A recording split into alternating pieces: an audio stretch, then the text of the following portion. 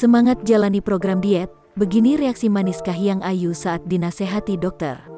Anak Presiden Joko Widodo, Kahiyang Ayu sedang menjalani program diet untuk menjaga kesehatan tubuhnya.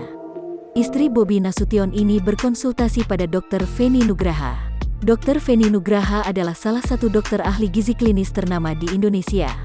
Ia menangani sederet figur publik tanah air seperti Nagita Slavina, Raffi Ahmad, Baim Wong, Ayu Dewi, Shireen Sungkar dan masih banyak lagi. Terpisah oleh jarak, yakni Kahiyang Ayu yang kini tinggal di Medan membuat dirinya hanya bisa bertemu sang dokter melalui video call.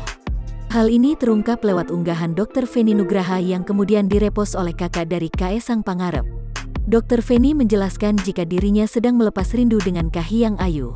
Tak hanya di situ, ia menceramahi Kahiyang Ayu untuk semangat diet. Menanggapi postingan ini, Kahiyang seolah sedih lantaran diberi nasihat tegas. Meski begitu, suasana bahagia antara keduanya nampak jelas dari raut wajah mereka saat berfoto. Kedekatan Kahiyang dan Dr. Feni nampaknya sudah terjalin cukup lama.